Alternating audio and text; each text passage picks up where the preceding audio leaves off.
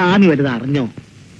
ആകെ നാറി. പുള്ളിയുടെ ഓരോ പ്രവൃത്തിയിലും പുള്ളി സംസാരിക്കുന്നത് എനിക്കൊഴിച്ച് ബാക്കിയുള്ള ഈ ലോകത്തുള്ള എല്ലാവരും വിവരമില്ലാത്തവരാന്നുള്ളൊരു മട്ടിലുള്ള നമ്മളെയാണല്ലോ മച്ചമ്പി. ഇത്ര ഇടി വെട്ടണു അതിലൊരെണ്ണം. പുള്ളിയുടെ സ്വന്തം ചേട്ടന് പോലും വേഷം കൊടുക്കാതെ എന്തിനാണ് മറ്റേ എന്നൊക്കെ പറഞ്ഞോണ്ട് അപ്പൊ ഞാൻ ഇയാൾ ഇതെന്ത് ഒന്നും കാണുന്നില്ലേ?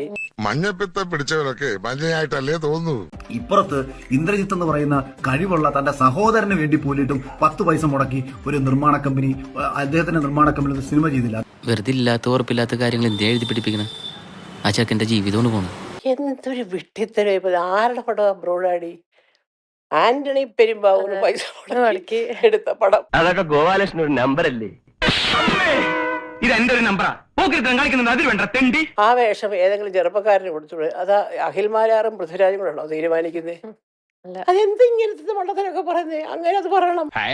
വിഡ്ഢിത്തരം പറയാതിരിക്കാ. മനഃപൂർവ്വം പറയണതല്ല, ജന്മനാ വിദ്യയാണേ. അതെല്ലാം കഴിഞ്ഞ് പറഞ്ഞ് ചെയ്യുന്നതൊക്കെ കോമാളി വേഷം.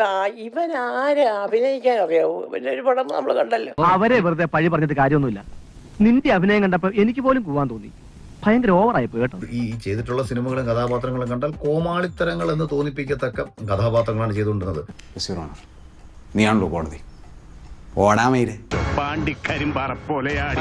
അങ്ങനെ ഒരു കോമാളി വേഷം മാത്രം ചെയ്യുന്ന ഒരു നടനാണ് പൃഥ്വിരാജ് എന്ന് ഞാൻ സമ്മതിച്ചു കൊടുക്കത്തില്ല. ഇവനൊന്ന് പോയി ചെയ്യട്ടെ. നോക്കിയോ, നിങ്ങളെ കൊണ്ടൊക്കെ ഞാനത് മാറ്റി പറയിക്കും. ഇന്നല്ലെങ്കിൽ നാളെ ഞാനൊരു സിനിമ നടനാവും.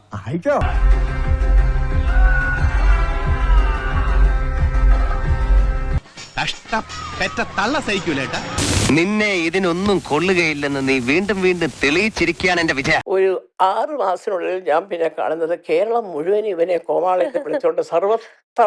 അതാണ് ദൈവശിക്ഷ. അതിന്റെ പാപമൊക്കെ അനുഭവിക്കാണ്ട് ഇവിടുന്ന് പോവാൻ പറ്റോടോ? ഈ കാര്യത്തിൽ എനിക്ക് നിന്നോട് യാതൊരു സഹതാപവും ഇല്ല. അത്രയ്ക്ക് നീ ഇവിടെ കിടന്ന് അഹങ്കരിച്ചില്ലേ? പ്രസവിച്ചു പോയി 2 കഴി അരി ഇടിച്ചു വെച്ചു. എന്തുകൊണ്ട് പ്രസവം കഴിഞ്ഞ് നേരെ പോയി ഇടിച്ചെന്നു? അദ്ദേഹത്തിന്റെ ഭാര്യ അങ്ങനെ ഇടണമെന്ന് എനിക്കറിയില്ല. പിന്നെ കേട്ടോ ശോഭ, കോമൺ സെൻസ് സീരിയലാത്തോണ്ട് എവിടെ പോയാലും നോൺസെൻസ് മാത്രമേ സംസാരിക്കൂ. അപ്പൊ ഇത്ര നിസാരമായിട്ട് സ്ത്രീകൾ വളരെ എൻജോയ് ചെയ്തിരുന്ന ഒരു പ്രോസസ്സിനെ നിന്നെ കണ്ടപ്പോഴേ എനിക്ക് തോന്നി നേരെ ചുവയുള്ള തന്തയ്ക്കും തള്ളയ്ക്കും ജനിച്ചല്ലെന്ന്. അതോ ഇനി ചുമ്മാ ഒരു സബ്ജക്റ്റ് ഇല്ലാത്തതുകൊണ്ട് ഏതിനെങ്കിലും കിട്ടുമ്പോൾ ചടക്ക് അങ്ങനെ ഉണ്ടല്ലോ. ഏതായാലും പുള്ളി വാതുറന്നാലും ഒരുപാട് മണ്ടത്തരങ്ങൾ പറയുന്നുണ്ടെന്നുള്ളത് അവമാനിക്കരുത്. ഞാൻ നല്ലൊരു കുടുംബത്തിൽ പറഞ്ഞവനാണ്. നീ നല്ല കുടുംബത്തിൽ പറഞ്ഞു, ഞാൻ പിന്നെ മറ്റേ കുടുംബത്തിൽ പറഞ്ഞാണല്ലോ. ഈ പണിയൊക്കെ ചെയ്യാതെ അന്തസ്സായിട്ട് മാറി അയാൾക്ക് അറിയാവുന്ന പണി വല്ലതും ചെയ്യട്ടെ. ഞാൻ പോയിക്കോട്ടെ. അപമാനത്തിന് തന്നെ അപമാനമാണ് നീ. ഇപ്പൊ നാളെ ഇനി ഇന്ത്യ പ്രധാനമന്ത്രി ആയാലും നമുക്ക് ഒരു വിരോധവും ഇല്ല. കുറെ കൂടെ വിവരം വെക്കണം. അതൊരു അപേക്ഷയാണ്. നിങ്ങളോട് എനിക്കൊരു ദേഷ്യമില്ല. വിവരമില്ലായ്മ ഒരു കുറ്റമല്ലല്ലോ. അതെ, എല്ലാവർക്കും സന്തോഷമായല്ലോ. എനിക്ക് സന്തോഷമായി. എല്ലാവർക്കും പിരിഞ്ഞു പോവാം.